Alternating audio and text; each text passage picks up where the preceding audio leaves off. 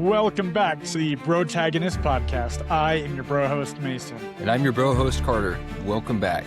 We're excited to have you here today. We're excited to be here. And whether you're listening on Apple Podcasts, Spotify, or watching us on YouTube, we are just excited and pumped that you are here. Today is a special day where we get to revisit one of our favorite series of all time, the Red Rising universe. And this will be book 2, Golden Sun, which we have right here. Boom, Golden Sun. So this is book 2 in the Red Rising original trilogy. So for those of you that don't know, Red Rising has an original trilogy. Red Rising is book 1, Golden Sun, book 2. We got Morning Star in book 3. Then there's a 10-year time jump to a sequel series. And that one has 3 books in it right now. 4 books coming out with 3 books in it right now, 4 books total. So the sequel series has 3 books in it right now, coming out with the 4th, Red God. But Red God has been rumored to be split up into 2 books. We don't know yet. Hopefully not.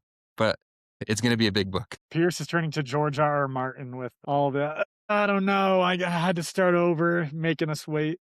Hey, at least we can remember a book that he's published in the last 3 years. How long has it been for George? I actually don't know. Me neither. A while, since before the show started, I think. Since before I started the series, at least. Anyway, so we're excited to talk about Golden Sun. And throughout this episode, we'll be doing a couple games. I'll be giving Mason some blind rankings, and then he will be doing a game for me. What is it? I guess you're going to give me some blind rankings, and then we'll be doing the Hold Your Breath game. Well, I'll be giving you things to decide between. The Hold Your Breath game. Perfect. And then after that, we are going into our Watchtower Review, a weekly segment where we will be discussing whether we would rather see a Red Rising TV show adaptation or a Red Rising video game adaptation. And we're going to be talking about that, debating it. I don't know how Mason feels, but we're going to be seeing what we think about that. So stay tuned. That's coming up. But right now, we are going to start with our book breakdown because you guys already know that we do our Weapon of Wisdom at the end of every episode, so I don't even have to mention it. But we're doing our book breakdown right now on Golden Sun. All right. Before we dive in too deep into one of the top 3 series for us that we love, let's talk about what we're reading right now. What are you reading, Carter? I'm going through Dungeon Crawler Carl still. I'm on book 4, and it's called The Gate of the Feral Gods, and I'm really enjoying it. So far, an awesome book, and I'll have more to say on it later, but Matt Dinniman, the author, dude, is just so crazy. He's crazy. And this book is like, I mean, it's got to be everything that just pops into his head, his wildest thoughts. He's just, let's put that on paper. Let's put this. It's things that you could never even think of. He's got going in these books. It's just so ridiculous that it's entertaining beyond belief and addictive for some reason. Anyway, I'm on book 4, Dungeon Crawler Carl. There are 7 books. The 8th one comes out next month. So going to read the 8th book. He's going to go on book tour pretty soon for that one. And then I think he has 10 or 11 planned, so we'll see. But what about you? Well, I just finished Blood Over Brighthaven, which was really good. It wasn't what I was expecting it to be, but I really, really enjoyed it. Well, one of these days, I'm waiting for ML Wong to give us a happy ending, but I think we'll all be disappointed. Love the book. High praise to ML Wong. Both books I've read by her so far have just been really... And now I am reading Cytonic, which is the 3rd book of the Skyward series by Brandon Sanderson. And the Skyward books are Brandon Sanderson's young adult sci-fi novels. And it's interesting because he's mostly a fantasy author. I see a lot of fantasy elements kind of dripping in there, but it's been pretty good so far. It's definitely young adult, so I don't think it's ever going to be my favorite work by him, but it's a nice solid read and it goes pretty quick. Are there only 3 books? Is that the last one? 4 books total, and I believe that the main series is over. He might be having like shadow writers or people that have written spin-offs and things, short stories, be writing in this world still and having his name be put on it. Not 100% sure, but I believe that his involvement and this story is at its conclusion. Well, let me know how it is. I haven't gotten to that series yet, and I'm waiting for your recommendation. But let's get in. Is it on your TBR this year? It's not, but if you want it to be, I can add it. I can in there. Well, we'll see how it ends, and then we'll see how I have a recommendation I give it. Right now, I rank it like very low 7s. Okay. Yeah. I'll wait till you finish it for sure. So, Golden Sun, our book breakdown by Pierce Brown. He's one of our favorite authors. I think he's one of everybody's favorite authors at this point that's even picked up the first book. Actually, I have heard that some people put down the series after the first book, but we would not recommend that. So this has been my experience. I've probably gotten 10 people to read this book. They're drawn in right away to the whole Darrow and EO situation. Since we are on book two, light spoilers for book one. Darrow's wife EO is killed in the first 40 pages. She's executed by the Arch-Governor of Mars, which puts Darrow on his whole quest of revenge and becoming a gold. And so you're hooked immediately, but then it slows down until about halfway through Red Rising. I have not spoken to anyone that has made it to over halfway through that did not only finish book one, but then finish the other two books within the next week or so. Within the It next week. it usually takes off pretty quick. I had a very similar experience with The Way of Kings, where it took me like a year to read The Way of Kings, but then I finished the next 3 or 4 books and You're crazy. Yeah, and I don't even think that's a hot take. I think for most people, Golden Sun is their favorite, but it's a much different tone and a much different story going on than the first book, different setting. It really develops and evolves into a space opera, right? yeah. And then you get book three, which is a lot more similar to book two, where you're still in space and doing all these things with, spaceships and these different planets and stuff. Whereas Red Rising, the first book, is pretty much a self-contained story on the planet of Mars. Speaking of Mars, off topic, but did you see the incentive for Elon Musk to get his big payout, which is like trillions of dollars? He's got to have all these things. He has to meet all these benchmarks, but he also has to have a permanent colony of 1 million people or more on Mars. By what time period? I just saw it before we started the episode. It could even be fake, but I think it's real. I think it's real. But seems like people on Mars is not that far away. I mean, that's a long travel time. I don't know if I like flying that much to go. I think that could be a one-way ticket, man. I think you're there. I think you're just there. Anyway, so yeah, different vibe, but the same characters, and these characters that you fall in love with in Red Rising, develop, and you fall in love with them even more in book two. And Golden Sun, there's too much to say. I think, obviously, like Mason said, this is my favorite book in the trilogy as well. Until we get to the sequel series where there's a book in that series that I like even more. But do we have a synopsis or I do have a short synopsis here. It goes like this. Set after the events of Red Rising, Golden Sun follows Darrow as he rises deeper into the elite ranks of a brutal hierarchical society while secretly working to bring it down from within. As he navigates political power plays, shifting alliances, and escalating war, he's forced to make impossible choices that test his identity, loyalty, and vision for the future. so in my mind, read this whenever I've discussed this book with anyone, we always say like, "Oh, it's like Hunger Games in space." It's like Game of Thrones in space. I think the first book is really the only one that's like Hunger Games in space because of the games, and then it transitions pretty quickly into Game of Thrones in space, and I'd say that's a pretty adapt description for it. And this book is where I really think I fell in love with the series. With you're wanting like the whole Darrow story of him taking down the loons and really repping the Sons of Ares and just all that stuff going on, wanting him to just be on top. And when we start, it's like something changed from book one to book two, where it seems like things had changed, where he's not really in contact with the Sons of Ares anymore. Virginia is not really talking to him. There's just a lot going. Yeah, this book is where immediately Pierce Brown as an author just shot up to the top of my list because I loved reading each chapter and basically being surprised in every chapter what was going to happen. It was so unpredictable that it just hooked you every single page. And Darrow, his character is just awesome. There's no better way to say it. And I like the writing perspective in these books where you're following with the character's perspective, but you're not with them in all the quiet moments. Like there's off page moments that these characters are having, that Darrow's having, where you don't know what he was planning while you're following him in this moment, and then all of a sudden he's executing this plan right before your eyes or your ears if you're listening on Audible, and you didn't realize, and he just surprises you with what he's planned and what his training that he's done, and It's hard to explain unless you read or watch or read or listen to it, but Yeah, I know exactly what you're saying, like, the first maybe 120 pages or so, like, every chapter, he's like, "Oh, I need a glass of water." Did not see that coming. There's another plot twist.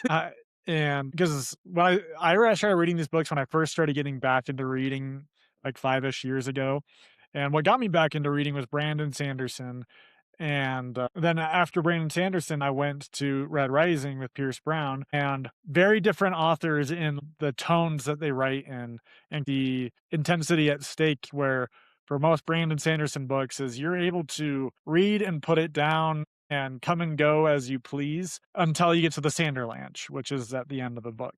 With Pierce Brown's work, is you might need to step away for a few days before you come back to it, or just need to go walk away, step out or something because it gets so intense. It could be at any point in the book. You could just be chilling, then all of a sudden your favorite character's dead, and and you just don't know what to do. or finish it all in one day. Yeah, it's like a just a huge pill you got to swallow. Yeah. Yeah, but, book 2, I mean, I don't think anyone's read the first book and hasn't said that book 2 is even better, you know what I mean? After they've read the second book. But what do you think makes this second book the best in the series, in our opinion? I think there's a lot of cool elements to it where I feel like sci-fi and fantasy go hand in hand. If you're a fan of one, you're almost always a fan of the other. And so for me, what I really like about some of the epic fantasies or even historical fictions is like the one-on-one duels. We get that right at the very beginning between Darrow and Cassius, so that kind of scratches the fantasy itch a little bit. And then you get a Star Wars type Iron Reign in the final arc, and like a rebellion theme that you kind of see in Star Wars, but a little bit more intensity and higher plotting and deception that you get in Game of Thrones. And so people like us that are into these things, involved in these worlds, it scratches a lot of itches for us with the intensity, the action, and the hoping for potential action between Darrow and his love interests. I think that there's just so many elements of it that are done well that you just want to keep reading. And we love a good rebellion story. So true. Yeah, for me, it was all those moments that just stick with me and live in my head where, like, still, I've reread the series once or twice, and there's just some scenes from this book that I can see play out in my head, and not just a couple. Basically, this whole book is so good that it's like imprinting on my brain, and I think for so many people that's the case, and that's why this book has just exploded over the last few years. And it wasn't as big when we started the series. It wasn't as big. I felt like a trendsetter, even though admittedly, our friend Jordan recommended this to us. So shout out to you, Jordan Osborne. Um, but So I had not talked to anyone else that was readers that had read it, and I was like, "You got to try this. It's a 400-page book. The first one, I think the second one is maybe five, and I was like, give it a read. You'll love it, and everyone's loved it.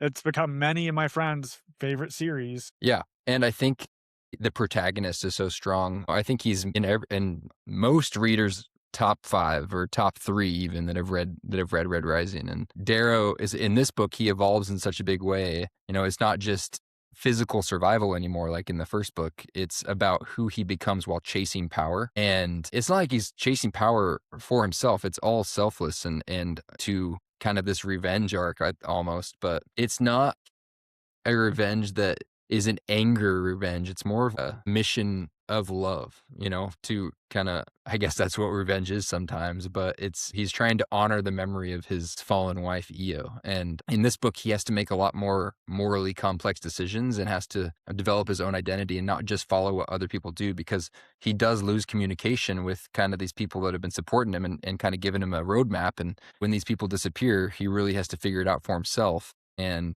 his relationships deepen, fracture, and the side characters too. They get major glow ups and more relevance. New people are introduced that are big players. The world doesn't reward idealism; it's testing it. And he's right there in the middle of all of it. What I can appreciate about Jiro's revenge arc is, like you said, it's not really a hatred revenge. It is and it isn't. But there's times when Darrow hasn't been communicating with the Sons of Ares hardly at all. He doesn't know what's going on, doesn't even know if they're still functioning, and he's around Arch-Governor Nero all the time. He could easily just take his revenge in wrathful rage, but he doesn't. He's controlled because he wants it to mean something. He wants his wife's sacrifice to mean something because the enemy they're up against is a Hydra, where you cut off a head and two come in its place. They're wanting to have a major societal change from the top down. And to do that, you need self control, you need a strong head, a strong mind, and you can't just be going on a hateful revenge pact. You gotta have revenge as your motivator, have more to you than that. And I think Darrow shows that as the protagonist in these books.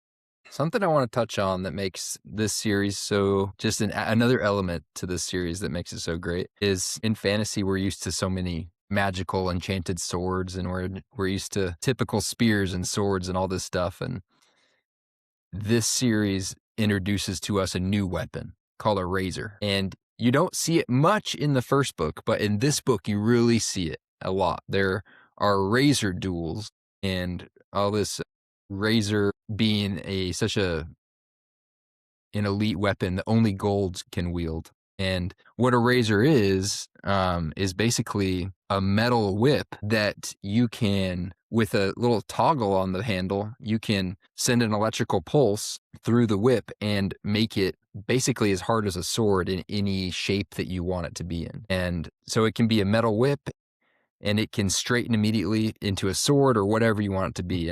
And Darrow's used to a sling blade, like a curved blade in the mines as a red. And so the sling blade, or kind of like the Reaper blade, becomes his symbol, which is really cool. And you'll see that kind of scythe Reaper blade on the front of the third book, Morning Star. So the razor, an awesome original fantasy weapon. I think it's great. What I think is interesting, not only about this sci-fi space opera, but pretty much all the others as well, is that technology has advanced so much that we use atomics, everyone just kind of dies, and then we all have shields for blasters. So we're back to the more advanced swords and spears. Like in Star Wars, it's the lightsaber. Even in Dune, they have guns and atomics and everything. But really, to get through the shields, it's got to be closer and stronger and a slow enough stab that you could get through somebody's shield to stab them. And it's also kind of the same in this one. Is the razor's a little bit different, but still it's essentially a sword. And I just think it's interesting that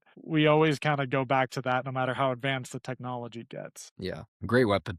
Great weapon. I like later on in the sequel series where you see some of these characters become complete razor masters, and it's pretty sweet. But okay, well, Golden Sun. Do you have any complaints about it? I think the only thing I could even think about before you answer is people might be not prepared for the pacing of the book. It doesn't breathe a lot, but that's what makes so many people love it, I think. For me, I really only have one complaint about it, like one big complaint about it. It feels like, and I don't know if this is intentional or unintentional. This is one of Pierce's earlier books, so who knows, that the first, like, 100 pages or so, it feels like you're getting drug in, like, 6 different directions where, "Okay, this is what's happening. Oh, no, psych, plot twist, this is what's happening. Oh, it's like plot twist, we're going back this way. Oh," and it just, like, goes back and forth, back and forth, and it even seems like Darrow doesn't know what's going on, and you don't know what's going on, and there's so many factors and key players at play that you're just, okay, is this just meant to be suspenseful, or does Pierce not even know what direction he's wanting to go with it? And to me, that's what it felt like, was the author was going back and forth, like they couldn't make up their mind until they found, okay, this is the story path I want to take, and then looked at the rest and was just like, instead of cleaning it up, I'm gonna leave it a little bit chaotic for the reader to kind of be there with me and with but to me, it just came off like he didn't know where he was wanting to go with. Yeah, I can see that. I can see that. But what I do see now, I wasn't following Pierce Brown and his process in the past, but I do know he wrote this first trilogy pretty quick. But what I see from him now is that he does care a lot about the story being almost perfectly the way he wants it before he releases the book. And that's why some books take a little longer and he's just like, look, I can't give you a date yet. This needs to be perfect. Like this has to be how I want it to be. And I'm not going to settle for anything less. I don't know if his mentality's changed or if maybe like this is exactly how he intended it to be. In Golden Sun, it doesn't just raise the stakes. like you're talking about, but it burns the board and forces everyone to play a different game every turn. And I like that Darrow's, is it he's always talking about a paradigm shift. If you can't win the game straight up, like shift the paradigm, change the Mhm. game. And that's what Pierce Brown's doing in his writing, and it's cool because it's almost like the story, in the first trilogy at least, you're just following Darrow in certain scenes of the rebellion, and you don't see everything happening behind the scenes, and, when you see that come out on the page, it can be shocking sometimes, but yeah, maybe, a couple more scenes in between,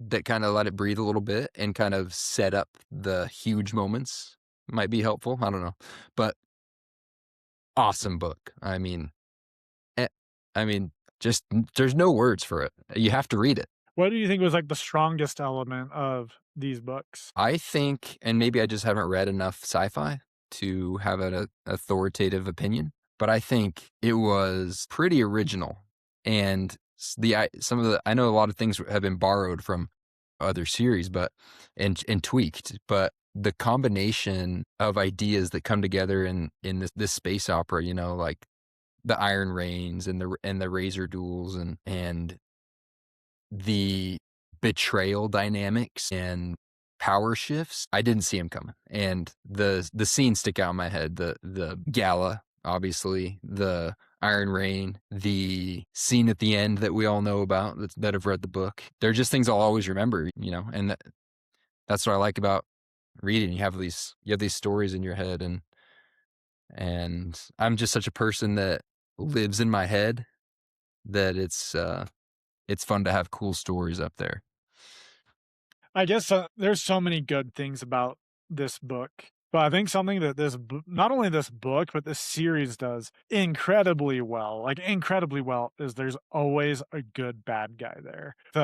The big bad guy is kind of like, President Snow, Hunger Games type, Octavia Alun. She's not aggressively evil, but, she's the policymaker of a evil system and doesn't really care, but her henchman Agile Grimace is terrifying. She is a real threat, but she's not like, some of the other villains we've talked about here where she's unhinged and unpredictable. She is cold and calculating and smart on top of that she's an expert duelist and probably, biggest physical threat to Darrow that could possibly exist in this world. And then in every book, they find someone better to be in even more competition. And I love the rivalry between Darrow and Cassius we get in this book.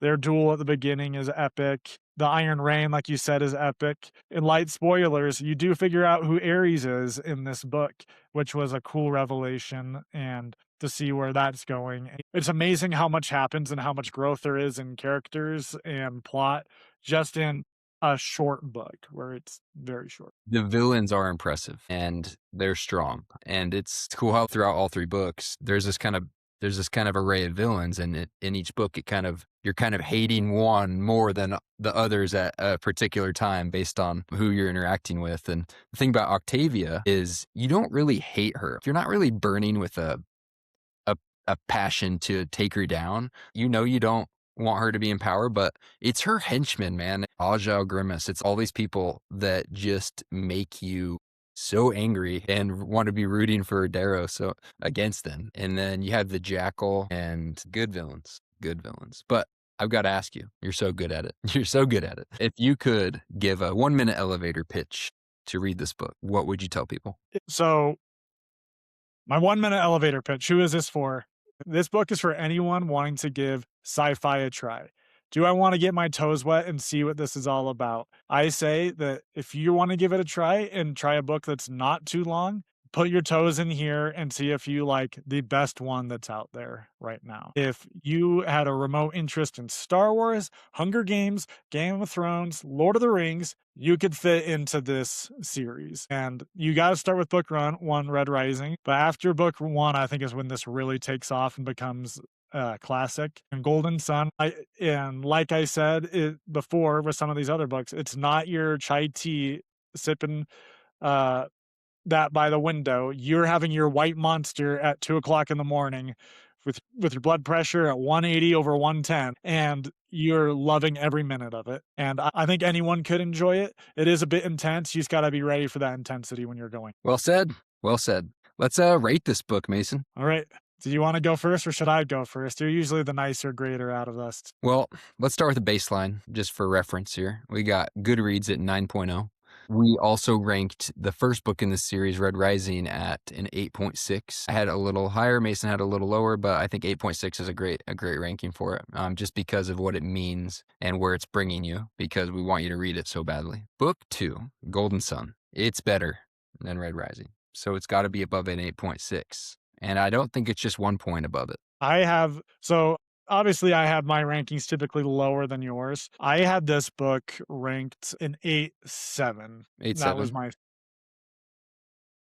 And I think it might be also helpful. That's a good ranking. It might be helpful to look at all other books that we've ranked. Do you think this book is better than The Sword of Kaigen, which is we ranked at a 9? No, I'd say enjoyability. They are darn near the same. I don't think Pierce was the fantastic pro writer that he is now when he wrote Golden Sun. I feel like in this stage he was still learning and improving as a writer, where it's an enjoyable read, not a beautiful masterpiece quite yet. Or Sword of Kaigen was the beautiful masterpiece and enjoyable. So I think it is below Kaigen. Okay. But I also think it's above Project Hail Mary, which you really fought to get at a 9. I had to fight for it, man. Okay.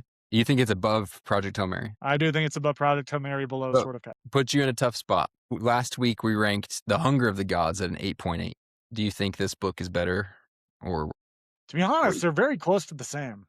Yeah. Very close to the same. And also kind of very similar tones too. They're very different in that one's a space opera and one is a Viking fantasy. But the tone of intensity, kind of darkness, and similar themes of revenge in there are very similar. And I think I enjoyed them about the same as well. Yeah, me too. What do you think? I think they're so similar in their structure, actually, especially the ending. Like, you're just absolutely obliterated at the end of each of those books, The Hunger of the Gods and You're right. and things are bigger and new characters and all that. But I think we should be putting this book between an 8.8 and a 9. I'd say that's fair. I feel like out of all the books that we've compared on here, if there's two that are almost the exact same ranking, it's Golden Sun and Hunger of the Gods. I almost want to give it the same ranking. I almost want to do the same thing. Yeah, but it's hard.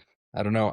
I'm almost advocating for an 8.9 because I just feel like it's so close. If this book's not in our 9s, then what is, Bringer. Yeah, Lightbringer. But I want to be put in I think, 8.8 or 8.9. I like 8.9 for it because I could do an 8.9. I think that's a very fair ranking. I like 8.9 because it is just a book that you have to read. You have to read this book. Hunger of the Gods is great. I think Hunger of the Gods is better written, and there's a lot in there that I love. But this book is probably more of a crowd pleaser, and I think it should be maybe a little higher. I could do an 8.9. No problem with me. All right. Goodreads has it at a 9.0. Yeah. 8.9. That's your official protagonist ranking. 8.9. Got a problem with it? You could leave. You can leave, or you can stay and hit that turn on notification bell on the YouTube channel after you subscribe. And then write to us in a very polite way of why you think our ranking is wrong. Yeah, emphasis on polite. Mason will cry. Yeah, I've been told don't ever read the comments, and to this day I haven't. I can only take so much. So let's get into our first game of the episode. We've got blind rankings, which I prepared for Mason. Are you ready for this? I certainly hope so. Okay, so the prompt I have for you today, we're going to do five characters. Characters you'd want in your Howler squad. So we've got to start here with Cassius Albolona. Cassius Albolona. For me, he's either 1 or 2. I'm gonna go 2. Number 2, Aja Algrimis. She's strong, but I just don't see myself really vibing with her, I'm gonna put her at 4. Lorne Au Arcos. Lorne, he'd be a good mentor to have in there. I'll put him at number 3. Number 3. We'll do Ragnar. This is a real hot take. I never really fell in love with the character of Ragnar. He was cool. I really liked him, but I wasn't obsessed like how a lot of people are obsessed with Ragnar. I'm putting him at 5. Great henchman, but I stand by it. Okay. I'm going to skip over Darrow and Severo and ask you about Mustang. Mustang? Yep. I'll take She has to be, Mustang. she's your number She's one. loyal. I love the quote from Mustang. That's like, this horse only rides for one man. Yeah, I love that. And that would make you Darrow. So that's good. That'd be like such a squad to roll up with. Like, could you imagine? Nobody is beating. Nobody's beating that squad. I like my squad. I like where everything ended up. It's definitely a hot take for what I said with Ragnar because he's such a popular character and everyone loves him. But for me, for whatever reason, it was just an itch that didn't get scratched with that character. Why don't you tell me what your list ended up being? Number 1, Mustang. Number 2, Cassius. Number 3, Lorne. Number 4, Aja Elgrimis. Number 5, Ragnar. Yeah. And I mean, if you have Lorne, I mean, as a mentor is great, but imagine him in his prime. You're set, you know? All these guys are. Yeah. Yeah. I didn't really give you anybody that was weak. I almost Yeah. put Roke in there. Oh, he's smart. You need a planner. You need a captain of a ship.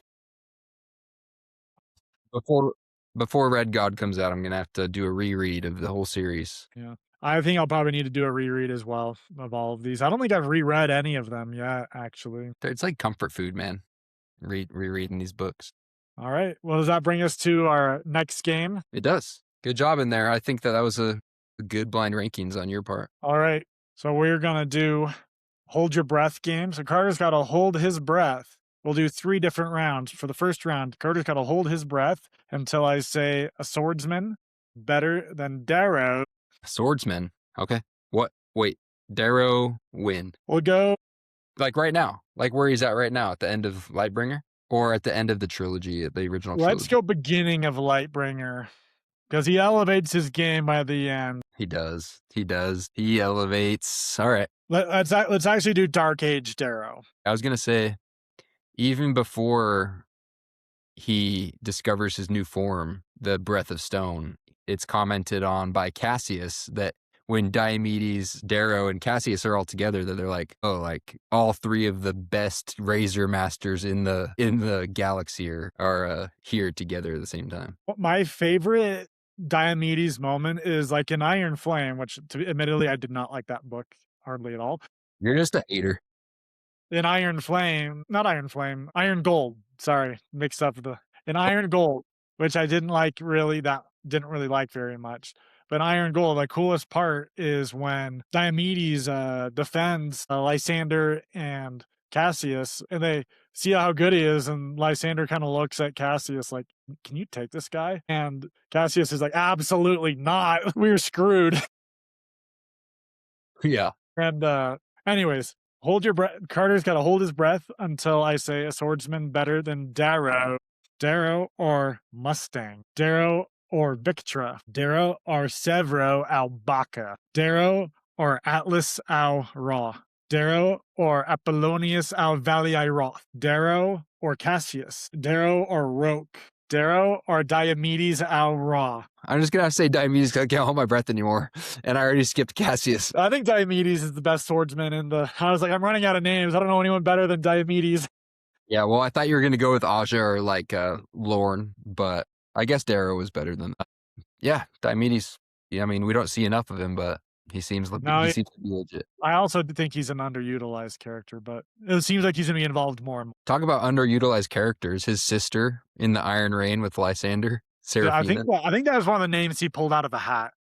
Yeah. Do you know what I'm talking about? Yeah, tell our listeners about the hat. So Pierce has a hat full of names of characters that when he draws their name out of the hat, he has to kill them in the book in some way. So he just has to make it work. And it seemed like this character was really getting built up. And then all of a sudden she's wasted out of nowhere. But that is a spoiler in the future. We'll not say too much about it. Nobody will remember, but if they haven't read him yet. But yeah, apparently he pulls a name before every book that he has to kill off. And it's supposed to simulate war because can't control who lives and dies in war sometimes. So, But I do believe there's characters that are off limits in the hat, right? yeah, the main probably 4 or 5 probably. But do I have more hold my breaths? You do. Okay. Who would be a better girlfriend than Mustang or Victra? Mustang or Aja Algrimis? Mustang or Octavia Alloon? Mustang or Io? Bah, I don't know. I'm I know running who out of else she names. is. I know you're gonna make me die if I didn't let the breath out. EO All was right, legit, we got but she's not better than Mustang, I gotta say. I should have just let my breath out immediately because it's impossible. EO was a little she's a complicated character, but she wouldn't be a good girlfriend because she cared for the cause a little bit more than for Darrow. all right. Fair enough. Do you disagree? No, you're probably right. Probably right. All right, I got one more for you. You paused for a long time on Victra. I feel like you wanted me to pick Victra. Victra's great in her own way. She's like She's if you're in pretty your goth girl phase, that you like Victra. she's awesome. All right. Name. Octavia. All right. Hold your breath until I name a better friend than Cassius Albellona. Cassius or Rote. Cassius or Apollonius Alvaliaroth. Cassius or Diomedes. Cassius or Dancer. Cassius or Fitchner Albaca. Cassius or Julian Albellona. Cassius or Severo Albaca. There it is. I was waiting for him. I was waiting for Severo. They're best friends, man. They've they've been through 10 years of conquest plus more together, and they're just ride or die, you know. And they're unexpected best friends at the same time, and they share a lot in common. And you'll figure out more about that as you read. I love Severo as a character. This like fact that he's just like so grimy and he's really the founder of the Howlers. But at the same time, he's like loyal to Darrow as the Reaper, the leader. And he gets the code name Goblin, which I don't know if I'd really love that one, but he just goes into it. And I also love that he steals Darrow's old red eyes and just uses them just to look more intimidating. He's like, hey, I stole your eyes. And you're like, that's weird, but thanks, man. But thanks. Yeah, he's such a weirdo. Yeah, but it's Cassius and Darrow, you know, you see them walking into a room together and you're like, oh, that's a power couple as best friends. But Severo's understated, but also super, super powerful and loyal to a fault. But he also they both have their moments of, you know, slight betrayal of Darrow a little bit, you know, in different ways. But you know what? They're standing up for what they believe in. Pierce does such a good job at writing characters feel like they have real emotions and motivations. Right you are, my Goodman. Does that bring us to our Watchtower review? You know it, Mason. Our Watchtower review coming up right here. And the prompt, once again, is would we rather see a TV show adaptation of Red Rising or would we rather see a video game adaptation of Red Rising? Is that right? Yeah, I have my opinion. We haven't even talked or shared if we want to take a certain side, but I'm curious, do you have a preference? Because I think I do. I thought about it. I think I have to say TV show, no hesitation, because of a few things. But what do you think? I was actually leaning video games, so this worked out really well. Interesting. And I got a lot of good points to make, but I want to hear your points for the TV show. Okay. Well, you're risking a lot of the same things making a video game or a TV show. But assuming they are both top tier quality, if it's an either or scenario, it becomes a little harder. But I think that making it a successful TV show is more important and more along the lines of what I want to see for the series because it's going to make Red Rising, the universe, so incredibly popular. And I want to see that. And what follows from that popularity due to the TV show and the books will inevitably be a video game. You're risking a lot with a video game. You know, there's not as many. I would argue, and I don't know the statistics on this, but I mean, obviously, a lot more people watch television than play video games, and so I just want the exposure out there. I want to see, and I don't necessarily need to see either of these things because I love the book so much that I don't just mind reading them for the rest of my life over and over again. But I do want to see a TV show. The characters are so great that I would want to see that play out with different actors and actresses. The visual spectacle, there's only so much that you can do and imagine in your head that it would be pretty neat to see that on screen. And the cons are you've seen what happens to books that have been badly adapted and how people just kind of get that in their head of, oh, the books must not be great then, you know? So you're risking some things on both ends, but video game would be sweet, and I'm excited to see what you have to say about it. First, I'm gonna say, like, if you have to pick, you're gonna die before both of these get released, and you have to pick one or the other. Yeah, I'd probably pick the TV show that I'd rather see more because I watch a lot more TV than I play video games. But why I get excited about a Red Rising video game and to think like, maybe that is the next step before they even move into the movie world is or TV series world is because if you look at something like Star Wars, that's a classic that everybody loved and look at how a lot of the modern stuff has been received is it's really hit or miss if they do a good job where it seems like we're so back, baby, and just seriously, like this sucks. Even within the Mandalorian itself, where it was widely popular, but then it was kind of like it's becoming lackluster, it's becoming repetitive. And Star Wars is amazing, and they still found ways to make things that aren't amazing. But I have never once heard a complaint about Star Wars video games. Never. I've played like the Star Wars games that are directly based off the movies. They were so fun. Loved them. No complaints at all. And that goes for the Lord of the Rings video games too, where Two Towers and Return of the King were classics. So good, so fun. And I feel that doing the video game, you're just like opening up the template to let's follow this story as close as we possibly can. And then you get to be Daryl, you get to be Severo and all these characters and be in the Iron Rain and be in the duels and experience all these cool parts, not just watching it, but you get to interact with it. And another thing I think it is cool is because there's so much that goes on outside of the character's perspective that you could do side quests. It's not the story, it's just kind of an extra side quest thing you get to do in a video game that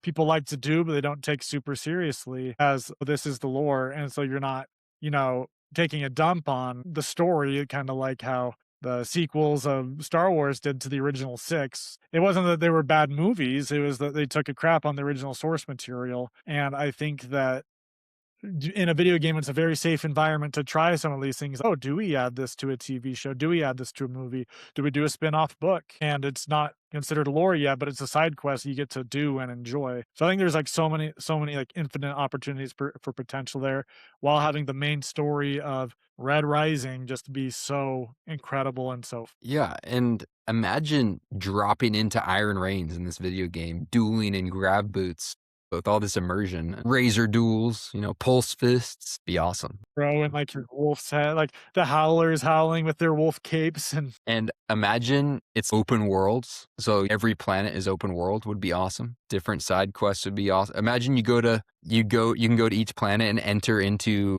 their institutes and try to play from the beginning of the institute. And that'd be a cool aspect.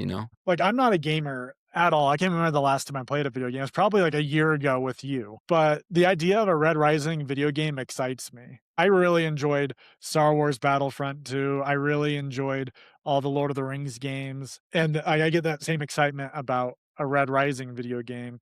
And I've heard that the Witcher video games were super good. And I think it just offers a really safe opportunity to try new things while keeping the original story. And there's this like infinite possibilities. I think you're experiencing the world of Red Rising through a video game, but I think you're also getting the story diluted, and I think you're giving up a lot of the emotional depth and growth of the characters. And so there's pros and cons. I think the TV show would definitely be more emotion focused and character development. And then obviously the video game is a video game. So you're getting the world immersion. So both I hope happen. I hope both of them happen. But I do want this to be such an insanely popular thing. And it can be if it's done right. So hopefully both of them are a possibility. But the TV show I want to happen first for me. I really want a TV show, I guess, because of how bad we got burned on the Wheel of Time and Yeah. really are kind of getting burned for Lord of the Rings as well, where I'm just like, I don't want my heart broken. I see the adaptation just because I feel that because when you're putting these things to screen, whoever you're trusting doing it, they're taking someone else's art. And I think they feel like they need to make it their own. So they're not feeling like they're stealing something from someone. There's like, all right, I got to change all these things so that it's mine and I'm not just profiting off of someone else's work. But really, that's not what we want. We want you just to adapt the best you can the story that we already. I think in more recent years, we've seen um, a lot more focus on having the author involved, and obviously that'd be key for both of these things. You know, Lord of the Ring, the new Lord of the Rings show, the Foundation show, the Wheel of Time show that we feel a little bit betray the soul of the story and what the author is trying to do. All those authors are dead and we're not involved. And hopefully that would be, and you know, Pierce Brown's young, so we have a lot of time for him to hopefully be involved in this production. And we'll see how Brandon Sanderson does with this Stormlight and Mistborn adaptation. Hopefully it convinces everyone that, you know, you really just need to listen to the author. And then we have hope with the Christopher Paolini Aragon series as well. Yeah, and I think Christopher Paolini was so young when the movie Aragon was made that he was just happy that it was being made into a movie. And he's like, awesome, yeah, that's it. But I think he regretted it after he you know, saw how it was adapted. I don't know. I'd have to look up some interviews on if he's ever answered any question like that. But I know that he's going to be fixing anything that he did not like in the upcoming TV show adaptations. And I think he's such a smart person that you know, they'll take his advice, and he's got a lot of money behind it. Disney. Seems like, you know, the more money, the better the quality. That's kind of what we're getting at here. So it's got to be someone that's really wants to take a risk, and I think it'll really pay off. But video game, be sweet. I'm excited for the Lord of the Rings open world video game. Are you going to get a gaming system for that? It's got too many other things going on. It's not even a thing yet. I know, but also I'm a poor boy. I haven't made a paycheck in 4 years. I I gotta get something settled and figured out before I even I'm start just a looking at poor getting a boy. gaming system. Nobody loves me. I got a lot of things on the checklist. I would love to play it, but I just don't think it's a reality for a little bit. You're telling me you would play a Red Rising video game before the Lord of the Rings video game? You love Lord of the Rings. I still probably wouldn't be able to get the Red Rising video game. I'm just saying, I think there's less of a chance that they screw it up, and there's infinite possibilities of side quests while you could still do the main story arc, and it'd be fun to be in an eye. Fair enough. Fair enough. Well, I know we talked in our Red Rising episode about the potential castings for the Red Rising series between actors and actresses. And I think that in that episode, we realized that we didn't know enough actors and actresses that are the right age. But we do encourage you to go back to our Red Rising episode and watch that episode, and you might find this one even more compelling after you watch that. On to our Weapon of Wisdom segment, brought to you and sponsored by Moe's Seafood and Chowder, world famous clam chowder for over 80 years, and bringing it to the people of the Oregon coast and anybody that visits. So this segment sponsored by Moe's, and Mason has it for us today, the Weapon of Wisdom. Thank you, Carter. So my quote today is from Golden Sun by Pierce Brown. It's a good Pierce Brown quote. Very short and simple. I'm not going to expound on it too much because I think it's very self-explanatory. It says, home isn't where you're from. It's where you go to find light when all goes dark. And I'm sure for me, that's with my family and with my fiance, Yuriko, and sometimes in a good book or a TV show. But home is where you make it. It's where your light is. It's where your comfort is. I'm sure yours is with Amanda and with Miles. And I would encourage those to, when everything seems dark, to go to your home where your light is and where you feel that peace, and let that bring some joy into your life. Well said, Mason. And for me, with you here in my little studio. Me too. Me and all my books and Carter. And with all of our Protagonist listeners, thanks for being here. And a little recap of today. We had a book breakdown of Golden Sun, which we gave a Protagonist ranking of 8.9. Then we went on to a couple games. We did a Hold Your Breath game and a blind rankings game. Those are pretty fun to listen to. And then we talked about, in our Watchtower review, the possibility of a Red Rising TV show or a Red Rising video game. Which would you rather see first? And if you don't even know, then you got to read the books, and then you can let us know. But we do recommend the Red Rising series, Golden Sun, maybe the best one in the trilogy. And after you finish this trilogy, there's 4 more wonderful books coming your way. So, Mason, thank you for your Weapon of Wisdom to end us off here. Brotagonists, thanks for being here. Thanks for listening. Hit that subscribe button. There's a nice sticker that Mason's holding up. We got stickers made. One day we'll bring those to you in our little shop. Like and subscribe, turn on that notifications button. Thank you for being here. Thank you for supporting us.